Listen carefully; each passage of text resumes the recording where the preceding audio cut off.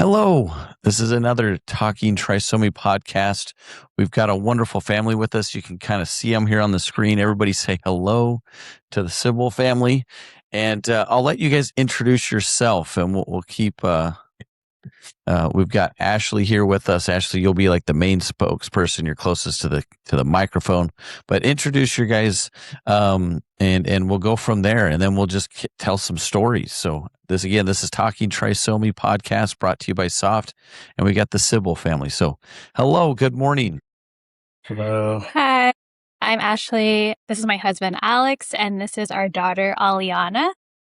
Aliana is 3 years old, and she has partial trisomy 9q. Oh, and we're based in Virginia Beach. Virginia Beach. Now tell us a little bit about that, like, because we've had different trisomy 9 families on, and we have mosaic, we have partial, and then there's the Q. Do you mind being a little bit of a doctor and telling us a little bit about that diagnosis? Sure. And then between Ashley, you and Alex, maybe you can tell us kind of, what that looks like at home. Q, we found out, is actually the rarest, from what I understand. T9 mosaic, and then the next is like T9P. So P and Q are like the part of the chromosomes, and then Q is like the rarest. Based on the parents and families that we've talked to, we found out that there's very few amount of Qs that are in, like, for example, the Trisomy 9 Facebook group. But in general, like, everyone has the same type of like delayed development, like short stature. And that's how.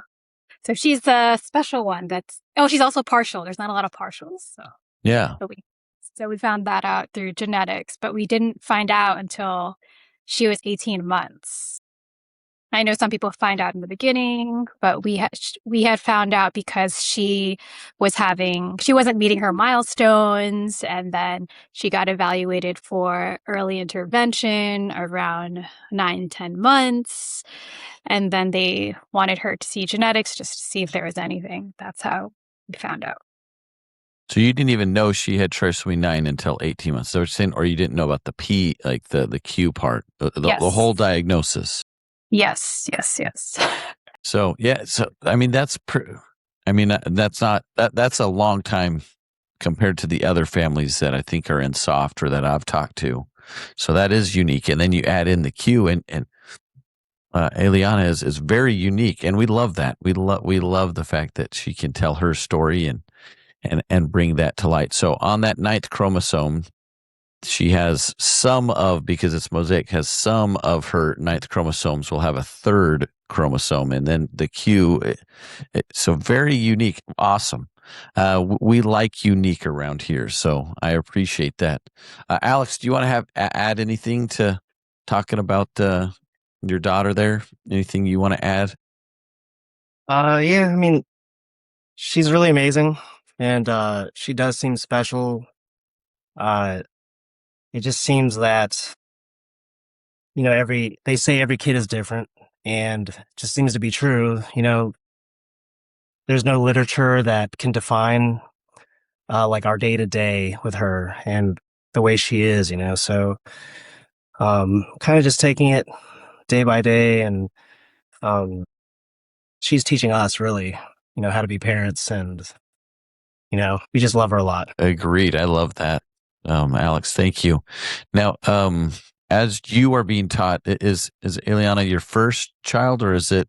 She is. She's our first and only child, and she keeps us on our toes every day.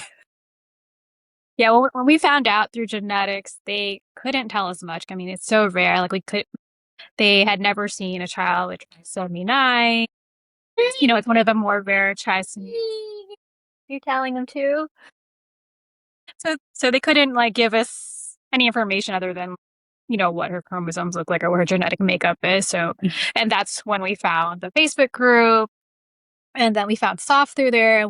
And last year was actually our first time attending the Soft conference in Indiana. It was fun to see you guys.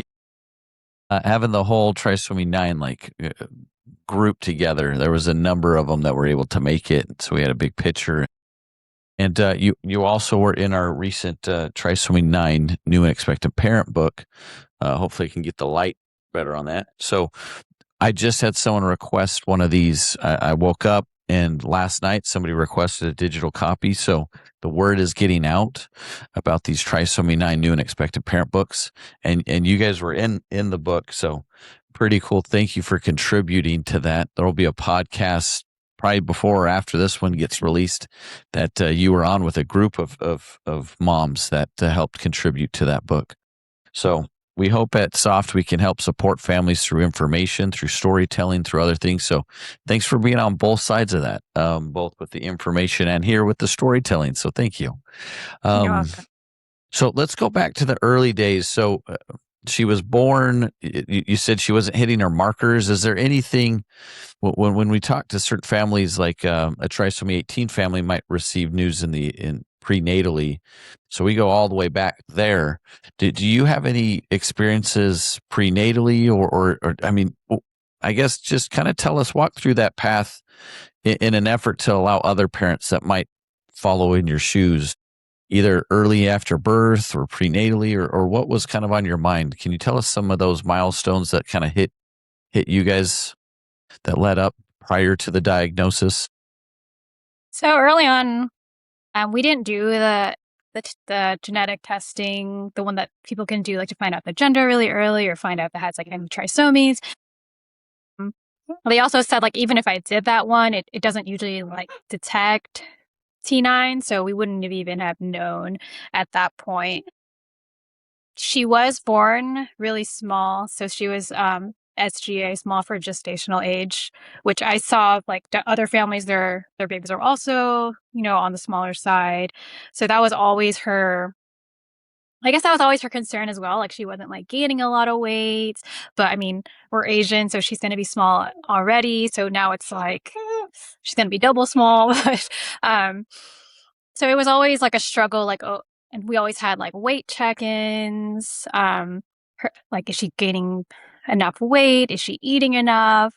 In the beginning, she also had some difficulties feeding. Like, she would eat, but it was like small portions. Even now, like she eats more often versus like big meals at one time.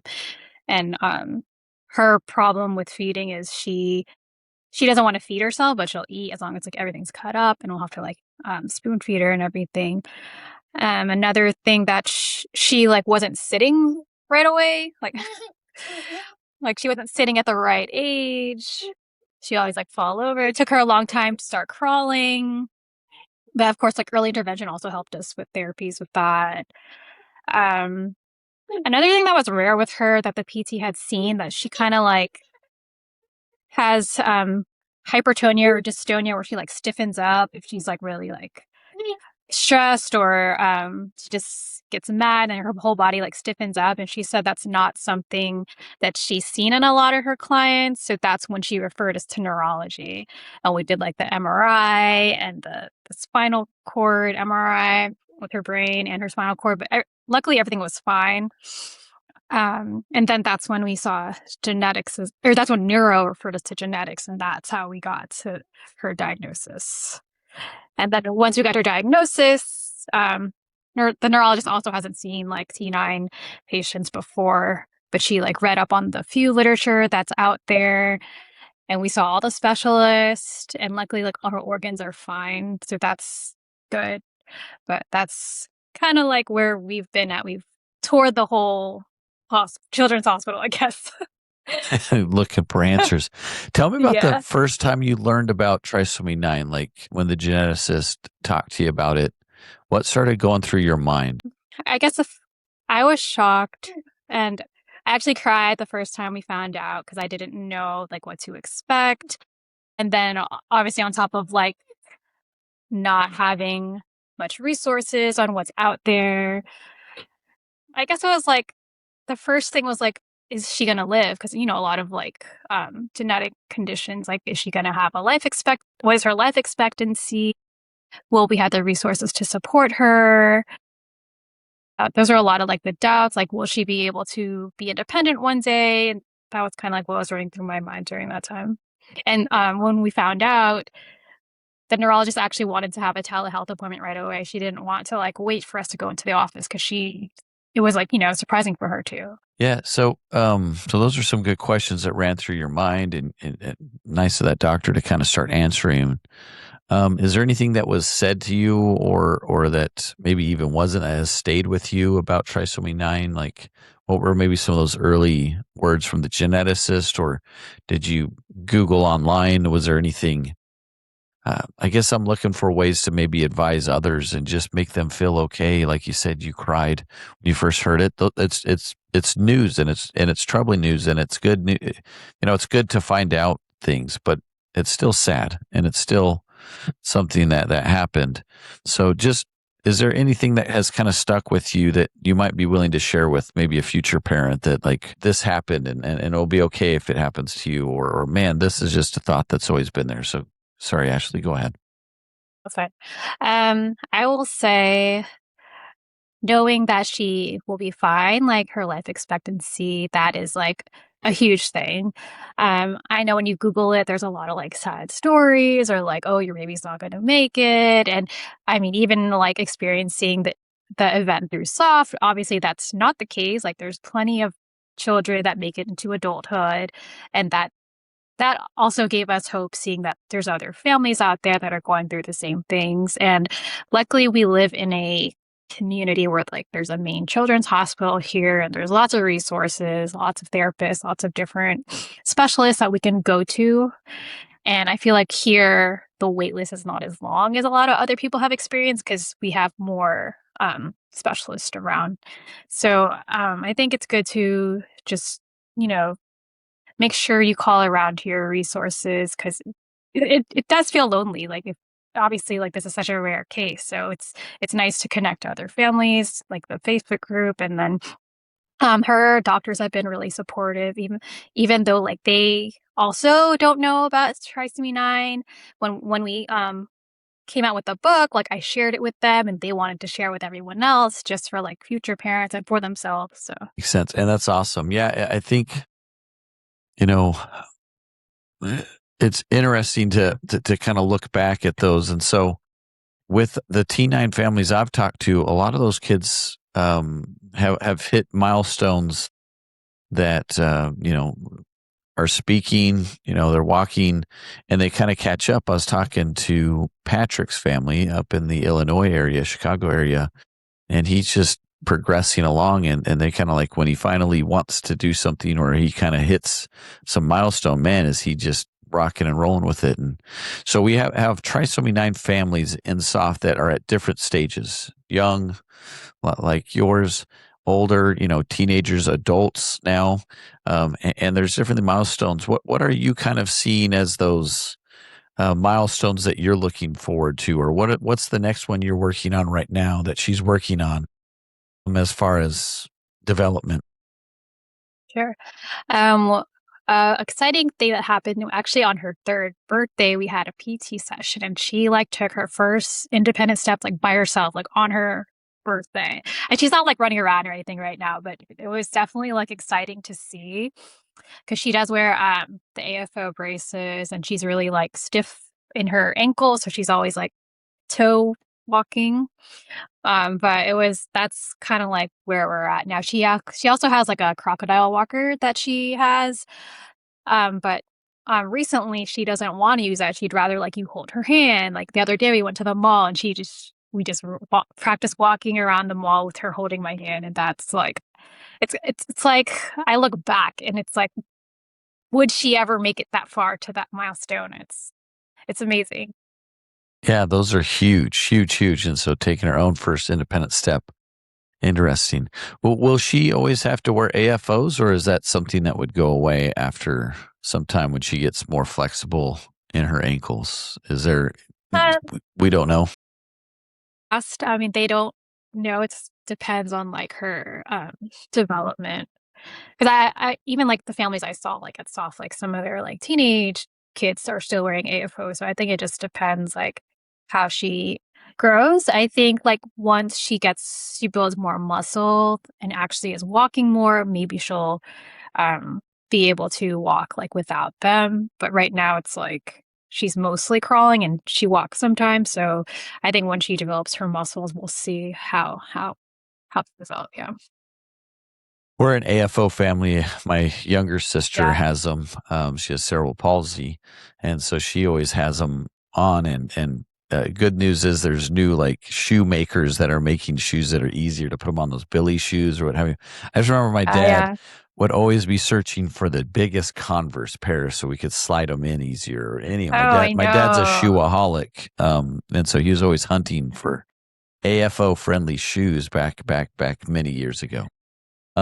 Yeah, it's So a struggle to find shoes, and then you always have to like yes, find a size bigger, but you don't want them to look like a clown with like huge shoes. So yes, right. it's What plus with hard. the AFOs and the big shoes, it's like yeah, they do, Yeah, and yeah. that I makes it will harder to say though, walk. It's hard to walk in big shoes.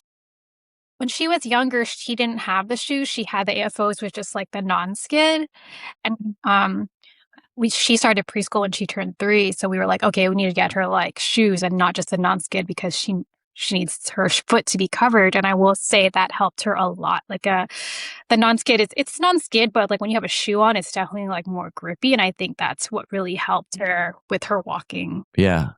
Any other equipment that you guys have that you could maybe chat about? Is there anything else besides AFOs? The kind of right now she's wanting to walk, which is normal kid stuff.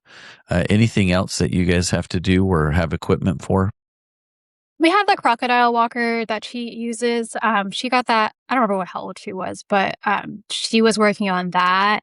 And when we first got it, it had everything. It had like the support for her core. It had the arm things. It had like the thing that goes under her legs so that if she falls, like it'll catch her.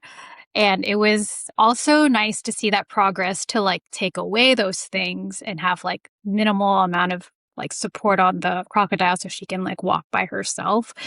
Our PC wanted her to get that because, the toy walkers, they still help, but they can't like the crocodile has like more maneuvering. So we would take her to like outside and practice that. And actually, speaking of the AFOs, I brought her to the mall to practice in the crocodile walker with her AFOs, and this lady like came up to us. She was in a wheelchair, but she like showed Aliana her AFOs. She's like, I have them too, and I thought that was just so sweet that like representation is important. Yeah. To be seen, because it's never fun to be the only one. I mean, I joked earlier Right. that we love being unique and the unique life and story of these kids we want to tell, but it's because we actually want to let other families know, like that cute lady that says, "Look, I've got them too." Um, Yeah. to be seen, to be heard, to be known, to have others have walked the path. It's reassuring, even if your path is more unique to your community. I always thought it was fun about conference, and maybe this is what you experience. When I was growing up, we went to church. We were the family with the wheelchair, and then my grandparents were living with us, and my grandma was in a wheelchair. We were the family with 2 wheelchairs.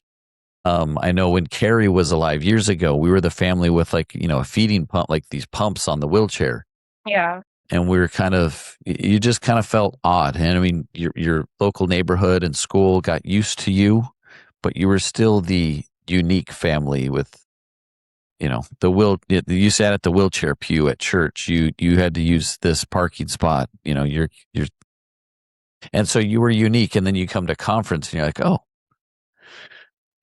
Yeah. these Yeah. kids, for me as siblings, these other kids understand what I'm going through. I don't have to explain myself and do those things. So I don't know if that's how you felt as a parent. I've never experienced that.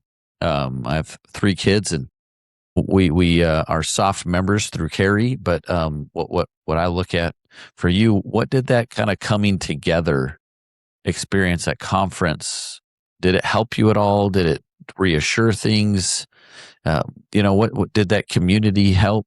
Can you tell me a little bit about that experience there as gathering with other trisomy families? Yeah. It was really good that we went there, being like the new person in SOF. Everyone already knew each other, or most people that have been going for years, they already have like their own community. So it was kind of like intimidating for us to be there as like the new family. But people were really nice. They like reached out to us.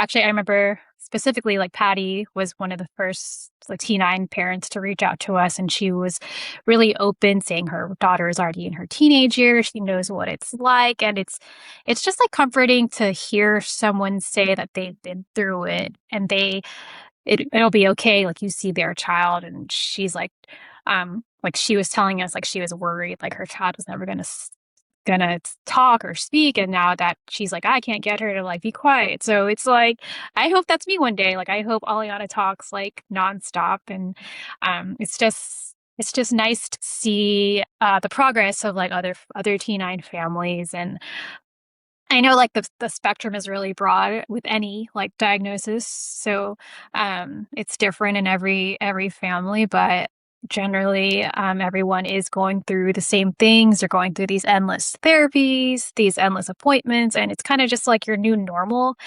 And other families that are not special needs parents, they can't relate. So it was really nice to be around a community that can relate because you just feel like you're not alone. Yeah, that's awesome. And being the new family at Soft is usually short lived. So now there will be others that you'll be able to help guide. But yeah, the families, the Patties, she is wonderful, as she like that is her hope and mission, is that they can always be helping others that have walked the path after them, that they can hopefully help shed some light. Um, what a great thing. What are some elements of life that maybe you didn't know about yourself that have developed you as a mom, or you as a person, and even maybe Alex, that have changed or strengthened, or just like, man, I didn't know I could do that because of this condition with your daughter? Is there anything that stands out for you on that front, just you personally? Yeah, I will say we are first time parents, so that was already a challenge for us. And for us to be first time parents of, a T9 kid is just like parenthood was already new. And now you're parenting like a special needs child.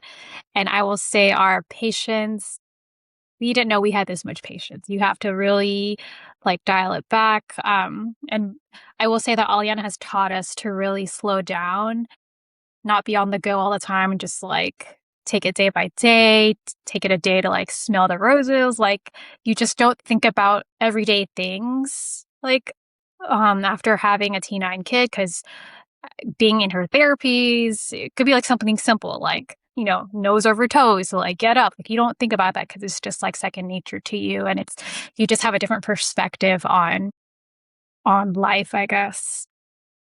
And it's okay to mourn like not having a normal kid, as but this is our new normal, and we love her and we love seeing her progress, and it's just a journey for us. I think for me, I had a chance to watch like my youngest do something at school. They had the picnic at school, and then she was in charge of some booth, and I was like, just watching and seeing my child do something I didn't expect them to do. And I think for maybe you, Ashley, maybe you can let me know, is like that new normal, like were there things that your daily life, or even like these accomplishments that just mean so much? When I watched my daughter do something, I was like, oh, I didn't know she could do that. Wow, that like was like the most unique parenting thing that I was just standing afar. And so I imagine with these daily victories, or even these big milestones that you have,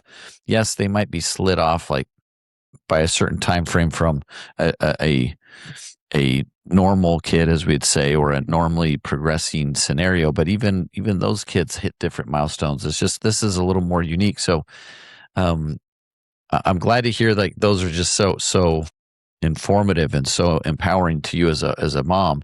But let's speak about like maybe the little daily elements of life. Is there not that you have anything to compare it to because this is your first, but like were there things that are happening on a daily basis that you could speak about, that are both the good and the bad at like a really micro level, every day, every morning or evening or what have you, that really kind of sits with you, both good and bad, that maybe you weren't expecting?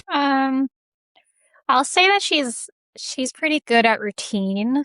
Um, she'll go to bed at like a certain time and wake up at a certain time, which is a good thing.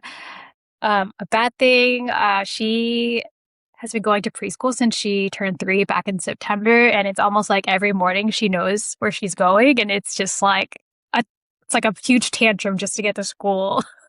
And every time we drop her off, she's crying. But then our teachers say that when she's in the classroom, like she's fine. They're like, don't worry, she's not like this the whole time. It's only when you say bye. And then when she steps in the classroom, she's like completely a different person, which is very comforting to hear that my child is not crying the whole day. Um, I think back to like this time where she just wouldn't roll over, like when she was a baby, and you put her on her back, she just doesn't know how to roll over. It took her a long time to learn that. And at first it was like, okay, that's good. I can put her down and she'll still stay in the same place. But like months pass by and it's like, okay, this is kind of getting old. And then when she finally did it, it was like, thank goodness, like she finally learned it. So it's like, she will learn it. You just have to be patient with her, and she's going to be on her own timeline forever. So, and I mean, those are like cake worthy days or ice cream days, right? Or like however you celebrate days, like party when they do it. That's awesome. It sounds a little bit to me like even at 3, she's more like a teenager, not wanting to go to school in the morning. Doesn't want to. My junior high kids would always kind of throw attention. Just let me stay home, please. And then when they get to school, they have a good time. So maybe she's accelerated in certain areas. But no, that's interesting that as far as like, well, I don't want to go to school. I don't want to leave you. I want to be home. Oh, I'm at school. right. I'm gonna be the star of the show. And so that's funny. All different timelines. How did your family? Do you live by family? Do you have family support? Yes. Between your family and Alex's family. Tell us a little bit about the extended family scenario, and do you have any advice with that? But go ahead with what does that look like for you guys? So luckily we do live by both our parents.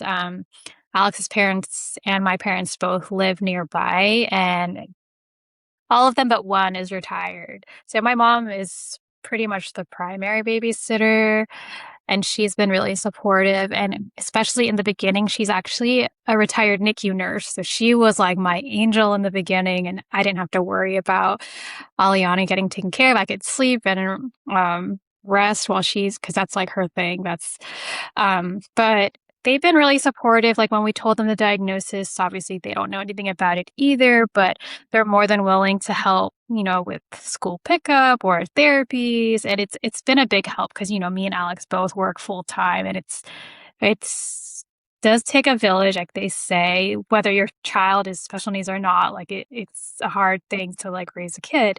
So I think it's really nice that we have support nearby. That is awesome. I love grandparents, the kids and everything involved. So we're lucky too. We have both sets of grandparents nearby. So that's awesome. So you have plenty of family support. Then you started meeting other people around the communities, online, the forums. Where did you first turn, and where did you first connect with other Trisomy 9 families? With it being fairly unique, I imagine there wasn't, a group in your community, but maybe there is. And you tell us a little bit about how you met other people online, in person, anything like that. I will say the first thing I checked was Facebook, and we saw the Trisomy 9 Facebook group. And then there's also a Chromosome 9 Facebook group, but that one's like not as active. But we did connect, or I connected with a lot of families on there, and we actually met a few of them at SOF last year, which was nice to like connect in person. We met, there is a few families with 9Q, and we did meet one family with partial trisomy 9Q, which is exactly what Aliana has. But like I said, the spectrum is different. Like our kids are a little different, but it's nice that they have the same diagnosis, because it's like, oh, you never meet like a Q. So every time we see a Q on the Facebook group, we're like, oh, we should just start a Q group because there's only like a handful of us. But it was nice to connect, and everyone's really supportive in that Facebook group. They say their experiences, like, with no judgment. Like the other when Aliana had started preschool, I kind of had had an overwhelming moment, because when she started preschool, when she turned 3, she also stopped early intervention because early intervention stops when you turn 3. So she had all different therapists. She had to go to a school. Like, it was just a shock for me. And of course for her, because she's actually going through it. So everything was new and it just felt really overwhelming. And a lot of the parents on the Facebook group were just saying their experiences, like, take it one day at a time. It's going to be a long road, but you can do it. They're very encouraging, and it was really nice to connect to them.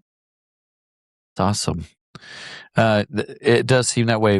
When I first got invited to the T9 group, they were so kind to me. They even like, "Hey, we're letting in an outsider. Just kidding. Nick's going to be involved. We got some things planned. We got working on books and what have you." So no, that group is very nice and very active.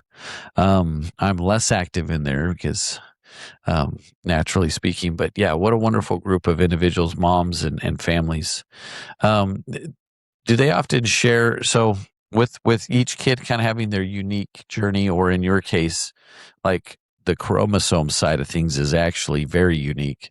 What does that group do, or let me say it this way: when you're working with your medical team locally, and you know it, she is your daughter is very unique to them. Like they don't have 50 T9 patients. How do you help bridge the gap between maybe what they aren't aware of as they have their patient list, and when you bring in your daughter, do you bring in experiences from other families, or have you done research at times? Like is there some collaborative element to how you work with your medical team, both like the PTs, and the actual clinic folks? How does that work for you? Yeah, I mean, in the beginning, I just kind of shared what I found online and like some of the experiences that parents have told me. But I think recently, now that we have the book, it was something like concrete for them to have and to reference to versus me just saying it like at one appointment and then them kind of like going in there and out the other. Um, and I was just talking to her PCP and she was like, "Oh, yeah, thanks for sharing that. I actually was like showing you guys off and like telling my other colleagues about it. And like, look, this is my patient." And like, they were really excited for us. So it's definitely doing its job for what. Good. You'll have to sign But books at some point. You'll be like, here, yep. yeah, Just kidding. yeah.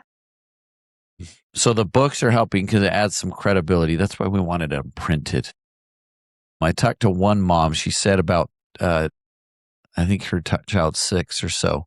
She was printing out every material item off of Soft and just like taking them in like they were, hey, here's some good information that other doctors have shared.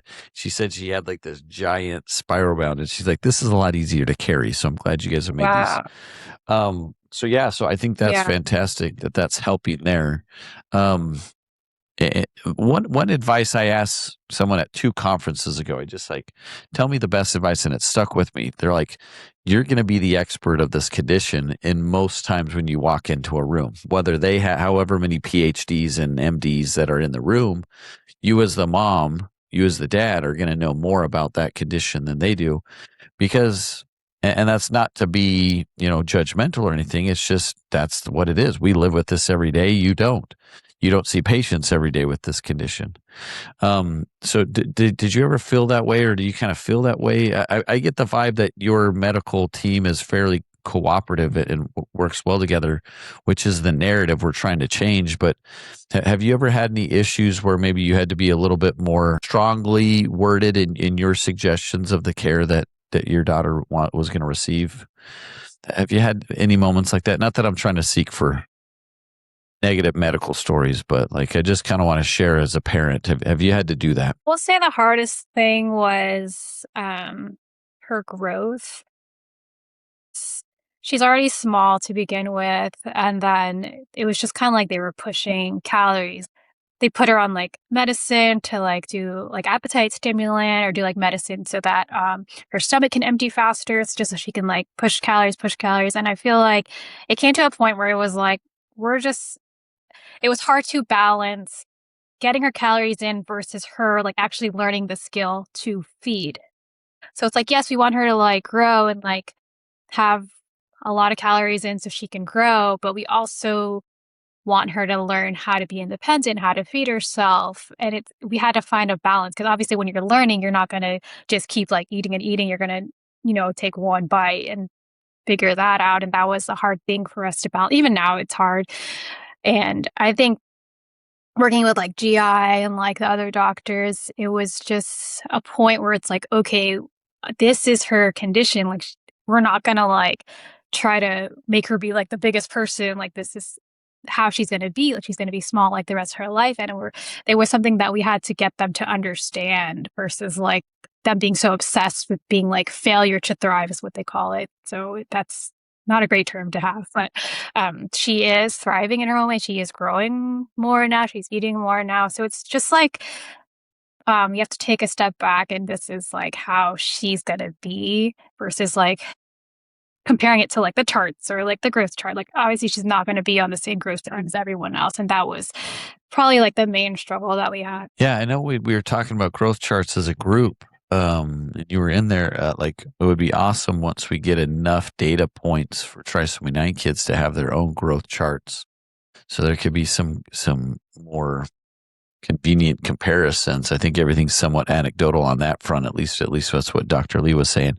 So soon enough, we'll hopefully be able to have that going, because comparing these kids, and that's an interesting perspective. If I could go back to being like, again, it sounds like Aliana is more like a junior high kid. My son, I'm like, hey, you got to eat more. You're not eating enough. Did you even eat breakfast? I made you breakfast, and I see it sitting here on the plate. And so, but your interesting perspective of just pushing calories, which is what I do to my 14-year-old, but teaching the skill, and missing the whole point of it would be something that could derail her progression.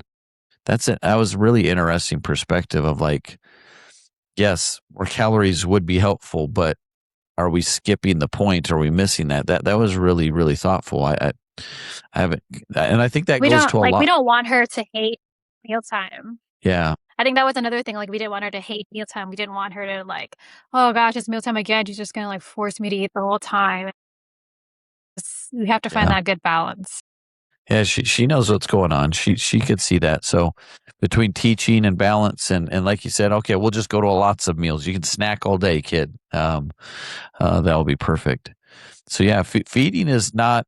I mean, I think for me, one of the things that I look at your family and I look at others, especially on the trisomy 13 and 18 side with formulas and things, and G tubes.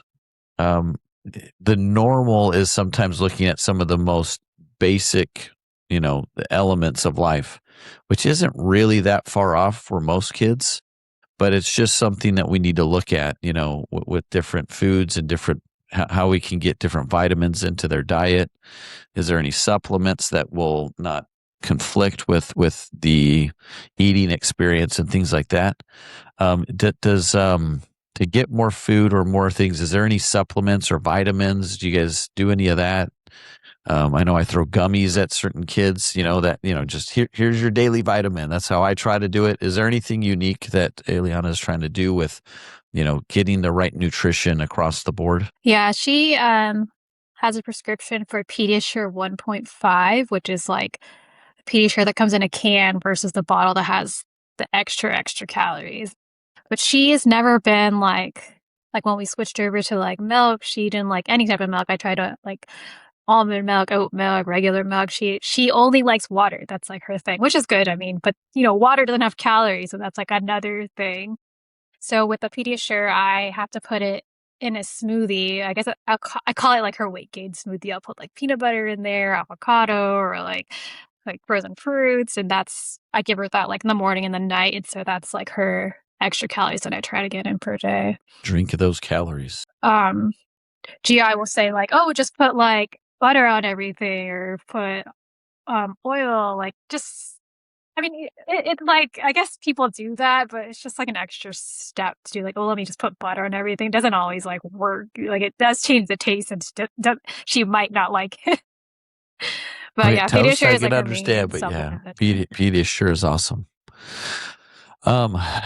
We get that. get some Savannah on that. So yeah, Pediasure is awesome. That helps getting those liquid calories in. Hopefully can kind of coat a little bit more. That's fantastic. We were talking earlier about walking. Is there any other milestones that you hope for in the next like year to 5 years that you guys have targeted, maybe with your therapist or your PTs or anything that you wouldn't mind sharing? Yeah, we are working on speech a lot lately. She goes to speech twice a week, and obviously her going to school has helped with that as well. And she has started the AAC device with the tablet.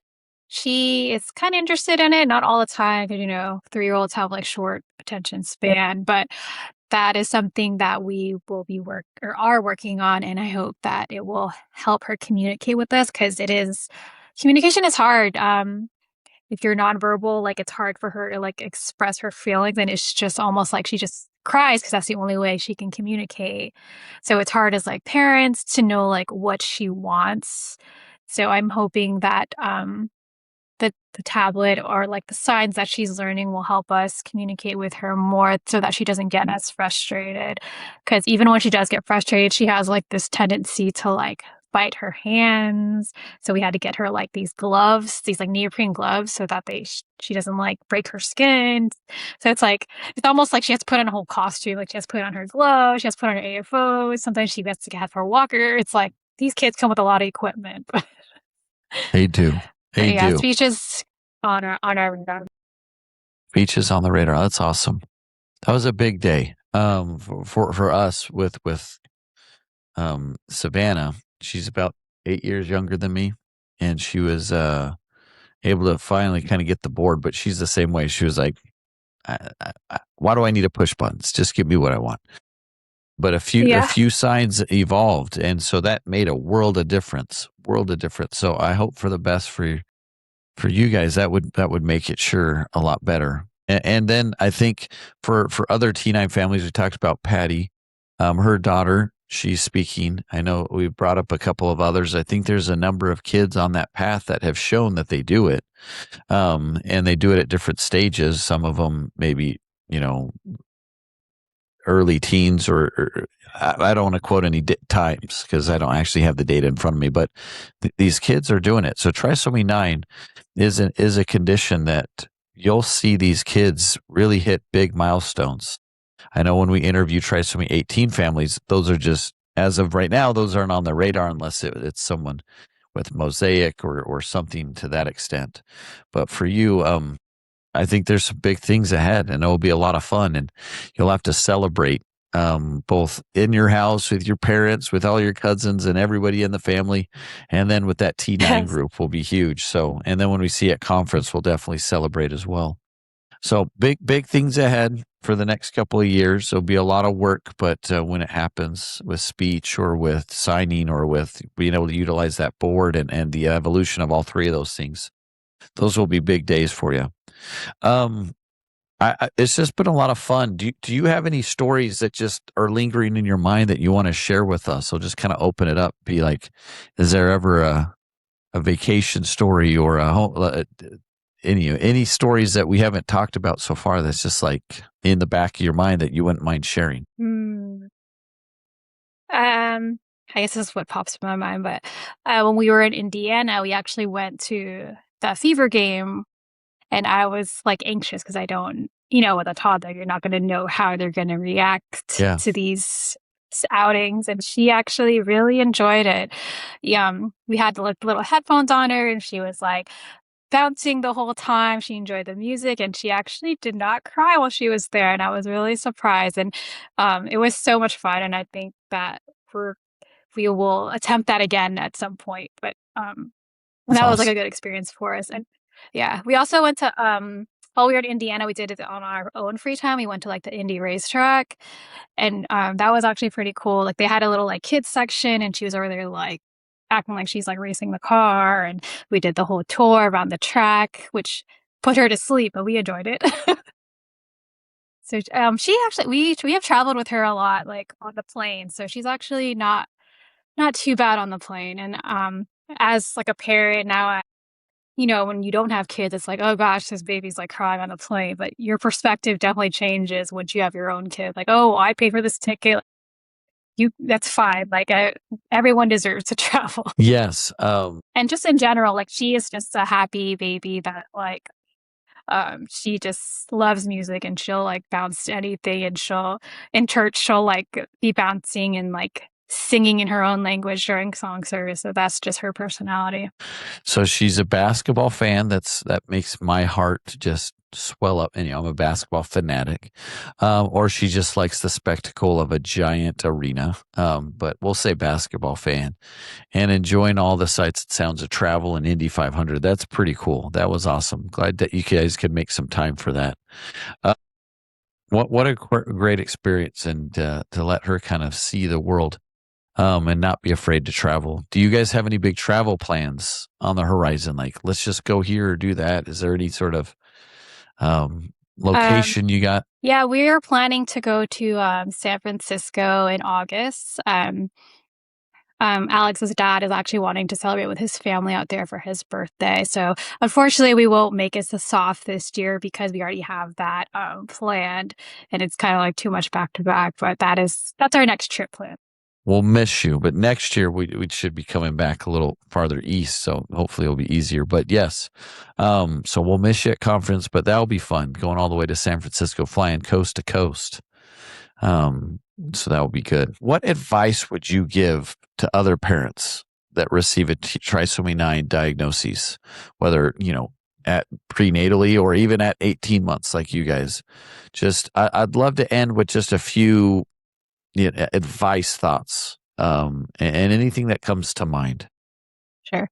I'll say it's okay not to be okay.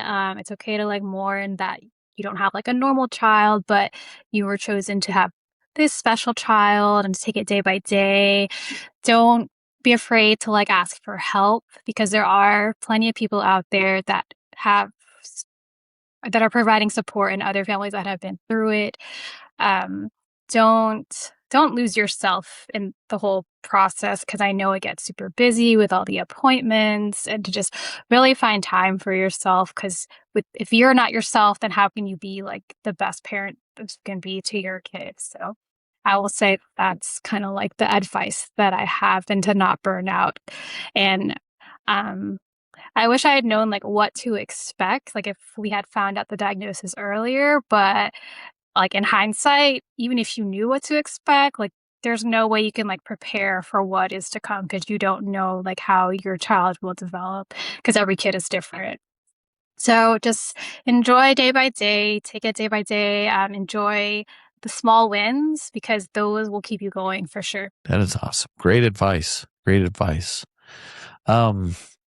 Again, I'm so grateful that you were able to share, that you're able to help us with the New and Expectant Parent book, and just all the things that you've done already, to help other families in the future have more information at their fingertips, or more readily available information. So thank you for that. I'm so grateful. Is there any advice do you think Alex would give? Did he tell you to say anything on his behalf as the dad? Or maybe you can make something up for him, but do you think there's anything on that realm? We were actually talking about this earlier, and I was saying like what I thought. He's like, yeah, that sounds good. So, so he's So on the same he page. signed off on what you said. Yeah. Everyone listening, Alex and Ashley both agree 100% on everything, especially this. That's awesome. Alex is, when I had a chance to kind of chat with you guys at conference, he sometimes comes across as shy, and maybe that's his nature. I know I do in certain circumstances, but man, was he well spoken. And thank you for, he's doing the fun job right now while you're getting grilled on camera. So Alex, thank you for joining earlier and letting us see the whole family together. And so tell him thank you, and give everybody a big hug. We're so grateful again for you and all that you have. Do you have any other lasting advice or any lasting words before we wrap up this episode? No, just thank you for having us, and thank you for doing this, because I think it's definitely helped families in the future, and it's nice to have a resource that's soft. Yeah. we've been, I mean, Soft has been around for over 40 years, and we want to kind of evolve and find new ways to support families. And our current mission is supporting families and helping change the narrative. And so I was excited to say this. I know people watch this, hopefully for years to come. But just recently, we released the Trisomy 9 book right before the end of the 2025 calendar year ended. And so the book's only been around for not even 2 months, really, 2 full months. And we just had our first request, not the first Trisomy 9 request. That went like hotcakes. There was like 50 of them requested, digitally speaking, right from the get-go. And we're taking a bunch to ACMG and other conventions over the next couple of months to hand them out to geneticists and other doctors. So they've been in high demand. But one of the requests, because I asked them where they hear about it, and they said YouTube. And I was like, they're working. These interviews are working. Nice. So hopefully many more families will hear the good news, because we'll be on YouTube, we'll be on Spotify. I'm trying to get these edited down so we can get them more on social media. That's my next thing. I'm not a guru at social media, so we're working on that, getting some help there. But thank you for this. This will be distributed in a variety of different channels. So if you liked what we talked about, if you enjoyed it, you want to give comments, you want to share it, there's other families that you know of that could benefit from hearing Ashley's story, Aliana's story, and Alex's story, then please pass it along, and we would appreciate that. So again, this is Talking Trisomy, a podcast series where that's what we do. We just talk about trisomy. In case of today, it was Trisomy 9 partial Q. Did I get that right, Ashley? And so that was today's story. And lastly, we appreciate all the families, all the medical professionals out there that are supporting families. We hope that we can just continue this growth of being more supportive for many families and future families, while this narrative, this story changes. And Ashley, you're at the middle of it, helping us change that story so that all families with trisomy kids can receive the help and services and information so those parents can make wonderful decisions. So again, thank you, Ashley. Your time is greatly appreciated. Your story is awesome. And we'll love to catch up down the road when we hear about more of your daughter's milestones. So until next time, thank you, everybody. This is Talking Trisomy. Thanks, everybody.